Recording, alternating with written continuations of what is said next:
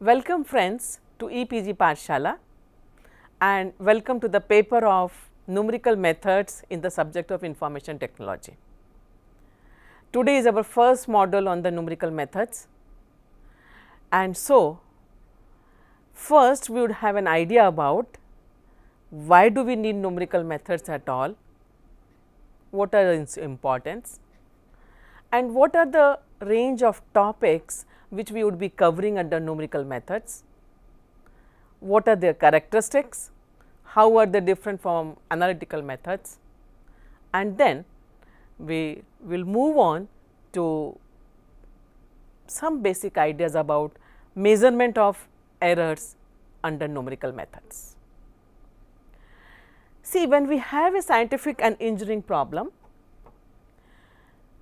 even business problems, even statistics problem, even to economists. So, in the physical domain, when they encounter problems, they apply the principles involved of their subject and arrive at the mathematical formulation of the problem. And once that mathematical model, which is built upon those principles involved, is formulated to mathematical problem, then those mathematical problems are to be solved, and many times see those mathematical problems to be solved cannot be solved easily due to some or the other reason by analytical methods, and at that time we need numerical methods. The type of problems they are converted is, let us have some basic which we are going to cover in this our paper of numerical methods. See, the type of problems are not limited the ones which I am mentioning now, but they definitely include the basic things which one very commonly one encounters. Let us just have a glance at them one by one. See, the first one is about when problem is formulated, one is interested in knowing the root of an equation f x equal to 0. So, you are looking at the slide, see the graph is y equal to f x. See, when you plot the graph y equal to f x, the point at which it cuts the x axis is the root, because f x should be 0. So, one is interested in knowing the point x at which f x is equal to 0. You will ask is, can't we solve it by analytical method? See, the reason is quadratic equation, quadratic polynomial a x square plus b x plus c equal to 0, we know the root, each of us knows the root is given by x equal to minus b plus minus root b square minus 4 ac by 2a. But if we move to cubic or biquadratic, still they can be solved by analytical methods, but if we move to higher degree polynomial equations, no analytical method exists which gives us the root, or no such method exists by which applying which, or in terms of parameters of the polynomial, the coefficients involved, we can write down the solution of the root. And not only this, every time f x need not be polynomial also, they can be algebraic equation, they can be transcendental equation involving several ln function e raised to x sin x, like e raised to x sin x minus cos x equal to 0. And in those cases, no such systematic analytical method is available to find root of those equations. So, here in case of numerical methods, we have different list of methods, iterative methods like the one you saw in the graph. See, we begin with the initial guess and we move on, we will be learning them in our subsequent modules. The methods, numerical methods are there by which we are able to find roots of an equation f x equal to 0.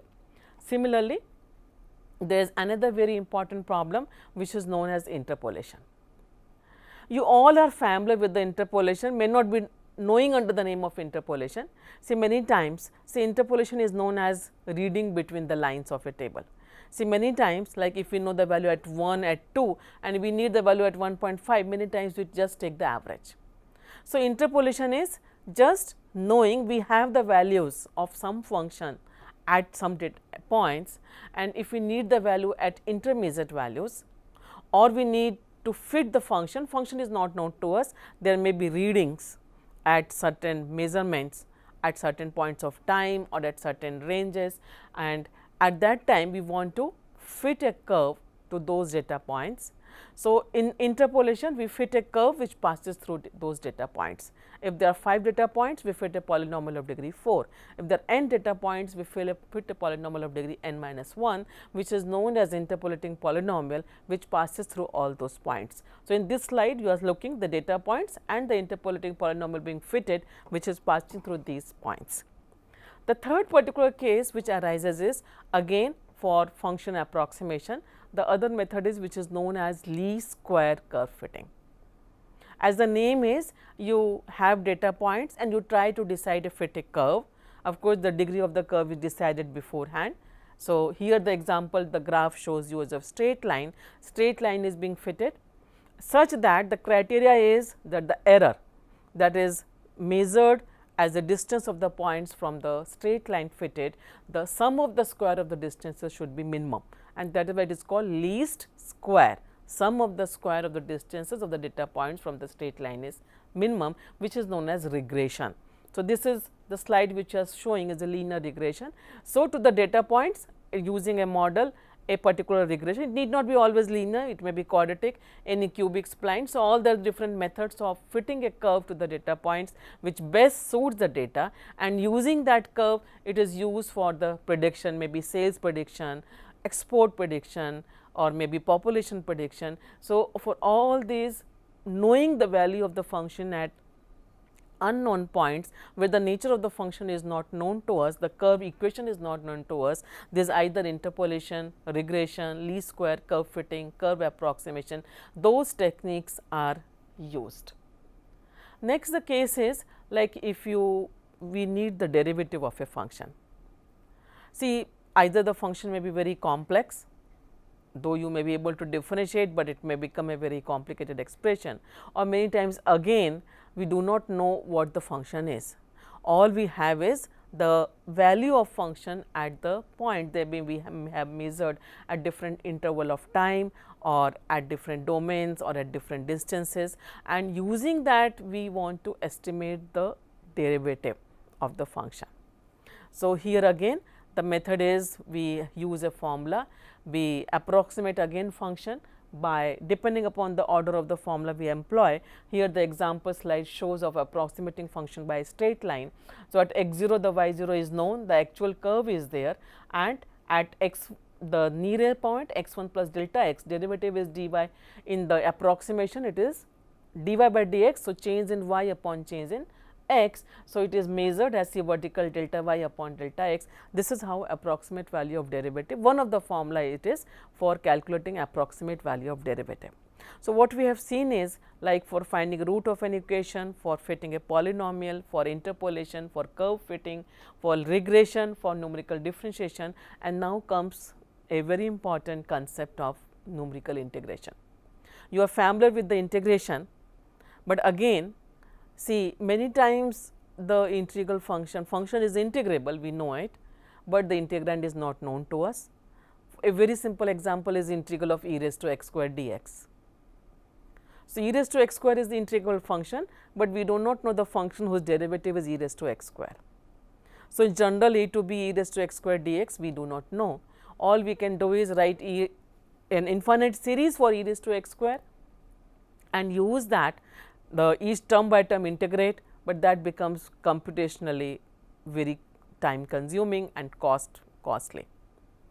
Rather than that, and see secondly, it may happen again that the function is not known to us, all we have is the value of function at the points. And you know the integral, like suppose the velocity may have been measured at certain points and we do want to know the distance travelled by the vehicle. And in that case, or it may be, see even a simple example is like suppose you have a lawn, because you know integral is nothing but integral of f x a to b dx is nothing but the area under the curve y equal to f x from x equal to a to x equal to b, the area between under the curve between x axis and under the curve. So, as a result, see when we let us say a very simple example of a lawn, if you have a lawn of irregular shape, you want to know how much mud to be purchased and you have a thickness. So, you want to, if you calculate the area, you can calculate the volume of the mud and you can know how many bags to be purchased. So, you need to have a value of the integral area under the curve, that means you need to have the value of the integral. So, here again because you can measure the value of the function and you see you are looking at numerical, this is a example where trapezoidal rule is strips are area is divided and numerical integral is used using data point function values at the data points, the integral is estimated. This is again the same, the more number of strips are there, and this is like a lawn example where you have measured the length of the lawn at several points, and using that length in terms of the value of the length, the area of this lawn can be calculated, which can be used to calculate the amount of mud needs to be purchased to fill the lawn with a particular height of the mud. So, these are very simple examples where we need them. Then we have solution simultaneous linear equations whose solutions we need. So, you know the simultaneous linear equation solution means a common point for both the equations. So, graphically it is the intersection point. So, here again of course, two variables, you know, you have the methods, but like say the same concept is extended to any number of variables, 3 variables, 4 variables, and again there the numerical methods are more easy to apply, less time consumingly, and they are very cost effective, and you can get the root to correct desired accuracy. So, these are some of the areas, not all, where the numerical methods can be applied to get the solution of the mathematical problem arrived at using the mathematical modeling of the scientific and different engineering problems. Similarly, there is one more example, solution of differential equation, because when we frame a problem and we apply it, we many times come across a differential equation whose solution we are interested, and again the numerical methods come to our rescue of finding solution of the differential equation. Again there are many methods. So, we have got the idea why do we need the numerical methods. The first one is that analytical methods may not exist at all to solve those problems.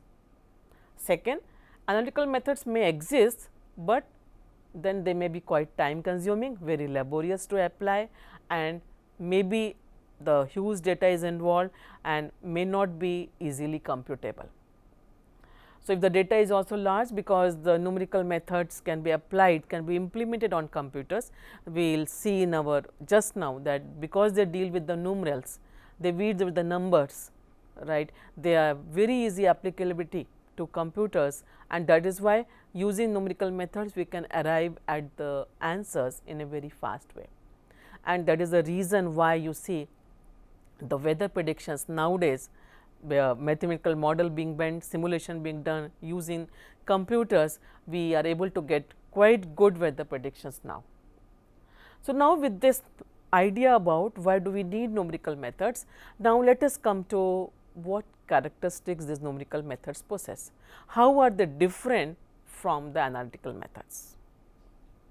See, the first one is that in the case of numerical methods, we solve a problem which is numeric. What does that mean? What does that mean? Just take the example of quadratic equation ax square plus bx plus c equal to 0. This has parameters a, b and c. Using analytical method we are able to solve, we know a, b, c are constants and get the answer x equal to minus b plus minus root b square minus 4ac by 2a in terms of a and b. Similarly, integral of a to b x dx. We know the integral is x square by 2 and the answer from a to b I can say is b square by 2 minus a square by 2. So, we can know the answer is given by this. But in case of numerical methods, we cannot get the answer to a problem involving general parameters. The problem should be, it should become a fixed problem. It has to be, it cannot have any parameters, it has to have numbers. Like if I want to solve a quadratic equation using numerical methods, the equation 2x square plus 3x plus 5 equal to 0 can be solved. Another equation 3x square plus 7x plus 9 can be solved, but ax square plus bx plus c equal to 0 cannot be solved. So, coefficients should have the values, they should be having numbers there. Integral, if it is e raised to x dx, a to b cannot be evaluated, 1 to 2 e raised to x dx can be evaluated. So, in the case of numerical methods, the problems have to be numeric problems. The second is, because they are numeric problems, you arrive at a answer which is numeric answer. So, just suppose let us take quadratic equation itself. I have to solve 5 quadratic equations with different coefficients. I have to make 5 attempts of the solutions. I have to solve different equation, each different equation I have to solve again and again, because what we get an answer is we get an answer to a specific problem. But of course, the methods are general. Methods are analytical methods have been arrived using analytical mathematics. Methods ensure that if we apply those methods, we will get an answer correct to what we call as desired accuracy. We will just understand the word accuracy little later. So, the methods are there, more than one methods are there to solve a particular kind of problem. Like if you are come to finding root of an equation, we in our coming modules are going to learn bisection method, method of false position, second method, Newton-Raphson method, successive approximation method. 5 we are going to learn, and there are many other methods which you are encouraged to learn through the literature. So, numerical methods becomes an art in science, and it is a science in arts. Why? Because that requires a skill to choose a proper method to be implemented depending upon the data of the problem, so that you can optimize your solution to the desired accuracy, and also you can optimize time wise. So, there are many methods to solve a particular problem. To choose which one, or many times you may be required to choose a hybrid also, one after the other, to have the maximum efficiency of the output results in the least optimal time. So, in the case of numerical methods, we have a numerical problem. We have to solve a numerical problem. We get numerical answer. There are several methods. They are logical methods. They have been arrived using analytical behind the screen. Analytical methods have been used to derive those numerical methods to be applied. Many of them are iterative. Some of them are even direct methods. The nature of iterative methods we will just see in the next slide. And because of they are numeric problems, they are converted to numeric problems, they can be very easily implemented on the computers. So, even the large data size problems, highly complex functions, those problems can be implemented on the computer very easily to get the desired answer. And these methods which are analytical, see, they ensure us that if they are applied properly, if the conditions are ensured, then in most of the cases we have an idea also, and we get that what is the upper bound of the error. So, we can get an answer to the desired accuracy. Let us come to the methods to be applied can be direct or iterative. What is the nature of iterative method? See, in the case of iterative method, the method is there, that is the process which is defined. We make an initial guess to the solution of the problem. Now, how to make this initial guess? As we come to the methods, we learn it, we learn how to make an initial guess. That also is a skill, because choice of initial guess many times plays very important role depending upon the data and the parameters involved. So, initial guess is made, so initial estimate of the solution is made, that becomes input to the process. So, process, that is a method which is applied, and we get the output. Now, this output is a closer, it is supposed to be better than the input. So, it is closer to the root. If you will check the output, if you are satisfied with the output, we will stop, we will exit with the answer. But if we are not satisfied, then this output is a better estimate of the solution, this will become input to the process, and again we get output from the process. So, this process continues. So, every time when we get output, we will check whether we have reached the desired accuracy or not, whether we are happy with the solution or not. If we are satisfied, we will exit with the solution. If not, that becomes again input. So, this is how the process is repetitive in nature. So, that is called iterative method, and that is why, because they are repetitive in nature, same formula, same method is to be applied again and again, all the more they become more suitable to be applied to computers. So, with this knowledge of the nature of numerical methods, the problems to which they can be applied, why are they needed. Now, let us come to the next aspect of today's topic, and that is the quantification of errors. See, because they are iterative nature and the mathematical modeling takes place, so there are different sources of errors and different types of errors. About different sources of error and different types of error, we would be covering this in our next module, but today let us learn how to quantify an error, how to measure an error. So, for that, see, the word, before we learn to quantify the error, let us first just understand these two words. The one word which is accuracy I was using previously, that we can get the answer correct to desired accuracy. So, what is meant by accuracy and what is meant by precision? See, accuracy means if we say the answer is more accurate, that means it is more closer to the actual solution, the true solution of the problem. So, closer the value, more accurate it is. So, that is how the accuracy is there. How close the result value is to true value, the closer the result to true value, more accurate it is. Whereas, precision means how close the values are there together.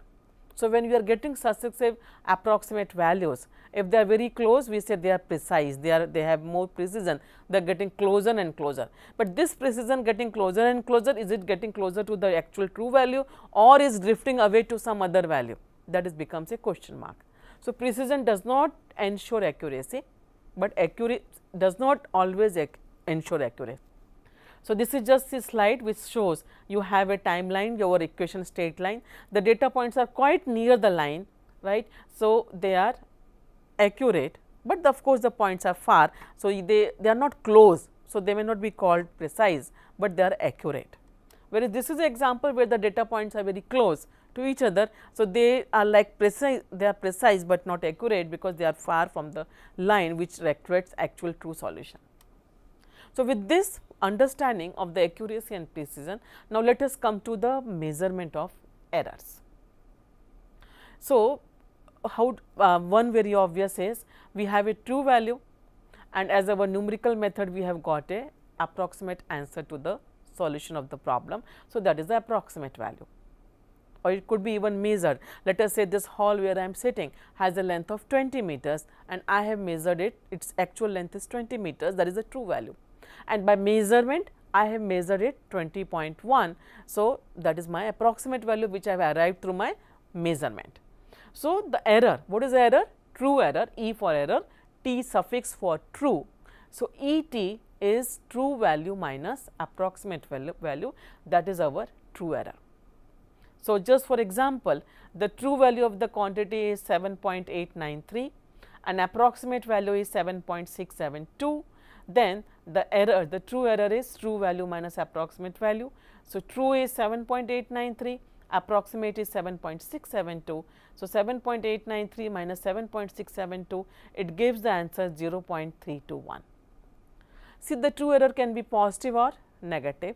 If we have erred on the higher side, means our approximate value is more than the actual value, the true error will be negative, and if we erred on the negative side, means if our approximate value is less than the actual value, the true error will be positive.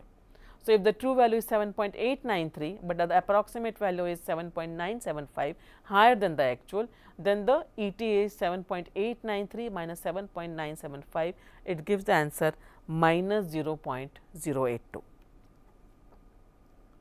See, usually we are not interested in the sign of the error, positive or negative, but we are more concerned with the magnitude of the error, how far it is, what is the distance, how far from the actual value our approximate value lies. So, distance between approximate value and the true value. So, we are interested in the magnitude of the error, not in the sign of the whether positive or negative, and that is why the word absolute error comes in. Absolute error or absolute true error we may call it right now. So, is given by absolute value of ET, that is absolute value of true value minus approximate value.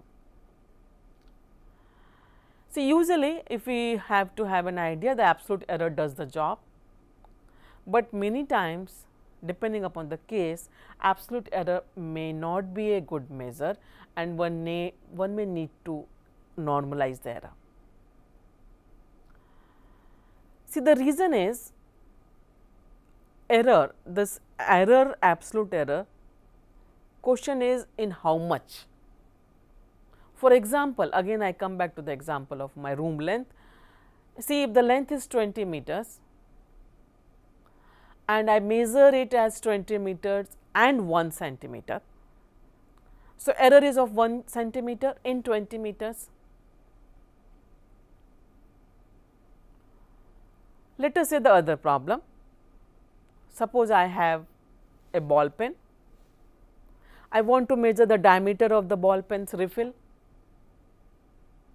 Let us say the diameter is 1 centimeter. I use vernier caliper and the diameter of the refill comes out to be, I have measured, I have done some blunder and I have measured, instead of 1 centimeter, I have measured it 2 centimeters. Again the error is 1 centimeter. Earlier also the error is 1 centimeter, now also the error is 1 centimeter. So, absolute error is 1 centimeter in both the cases. But which measurement is more erroneous? Obviously, error of 1 centimeter in 20 meters is, each one of us will agree it is acceptable, but in the case of refill measurement, I have done 100% error. Instead of 1 centimeter, I measure it 2 centimeter, 1 centimeter extra. It is almost 100% error. So, this is very important. What is our acceptable tolerance limit of the error?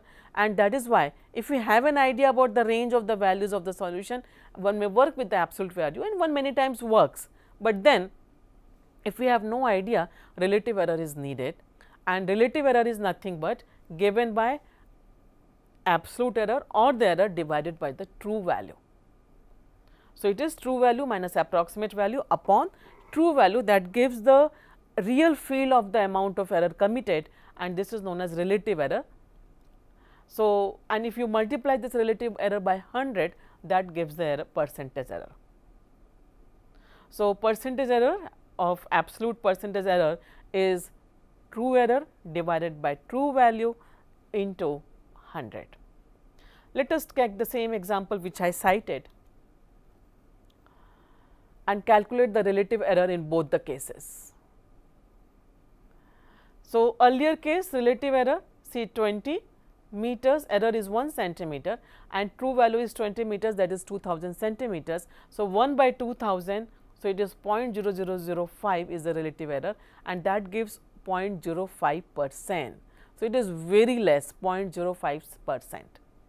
Whereas, in case of our example of the refill of the ball pen, error is 1 centimeter, actual is 1 centimeter. So, it is relative error is 1 by 1 and multiply by 100. So, it gives you 100% error.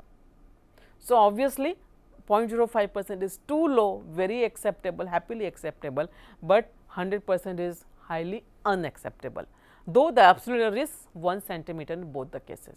So, many times one needs to work with the relative error. A very concrete example is like when you are finding some constant, like let us take the example of elasticity constant of a metals, Young's modulus. So, they the constant are of the order of 10 raised to minus 8, 10 raised to minus 9 or 10 raised to minus 12. See, in that case you have no, if you have no idea about what order it is, then so many point zeros are coming. So, if the error is a 0.001 absolute error, that will be highly unacceptable, but then in that case if one is interested in answer correct to certain number of significant digits, the relative error plays a nice role. One can use the relative error concept to find the answer to desired accuracy. See, now question which you may ask is a very natural question. We have given the expression of the approximate error, relative error, percentage error, and in those expressions we are using true value.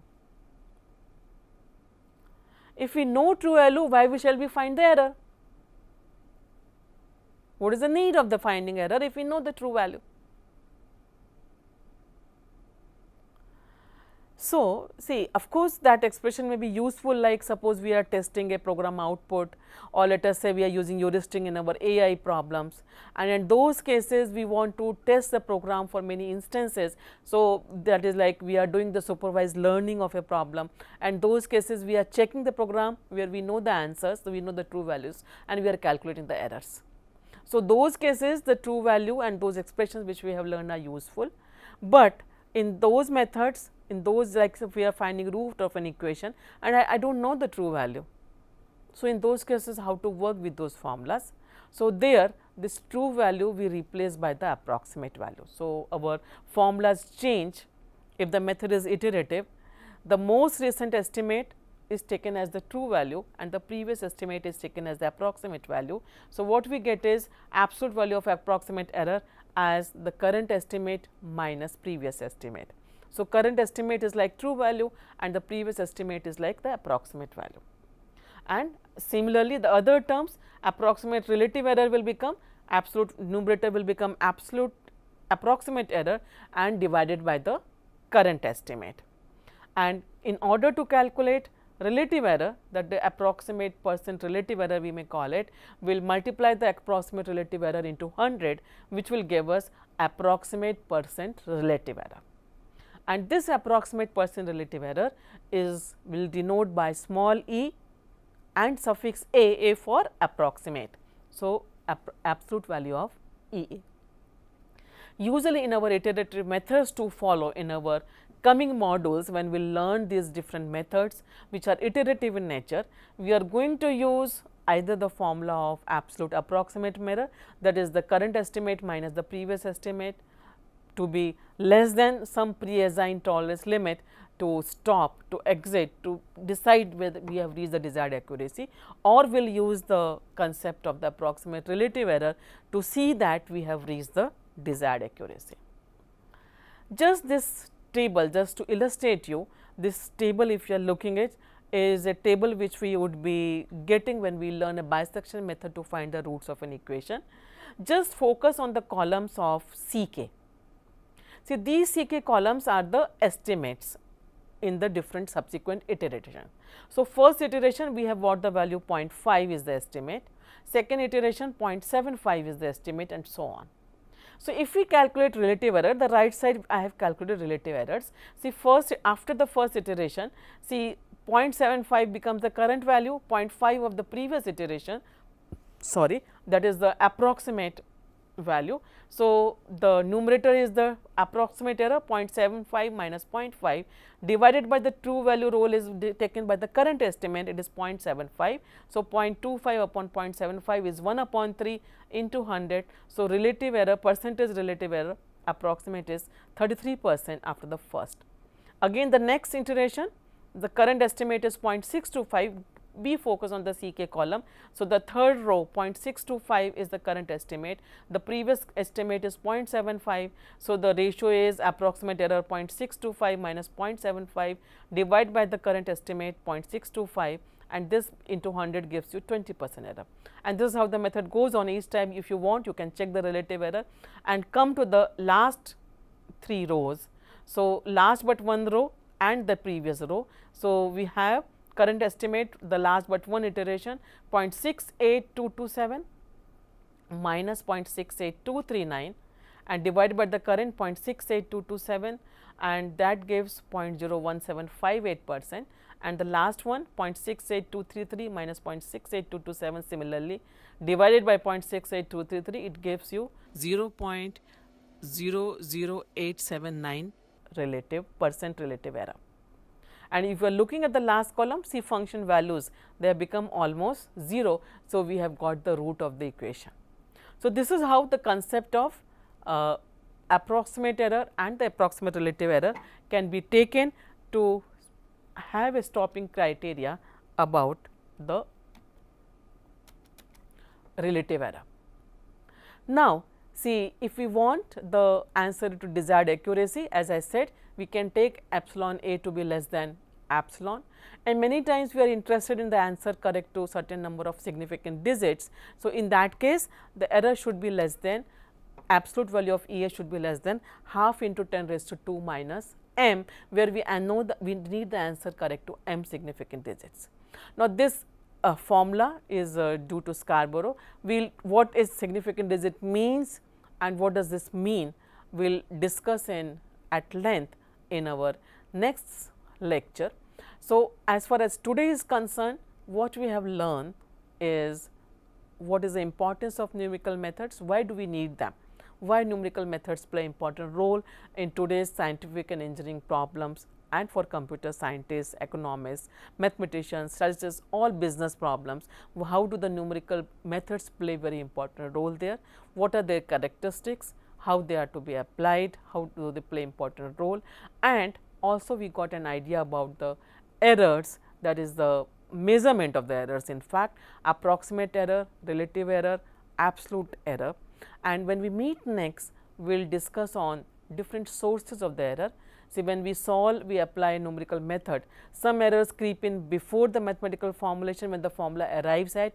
So, what are the different stages where the errors come in, and what are the different errors when we apply numerical methods to a problem in during the calculation, during the application of the method come in, and how can they best be controlled to give us the optimal solution. So, bye till then, thank you, and once again thank you very much for visiting APG Pathshala.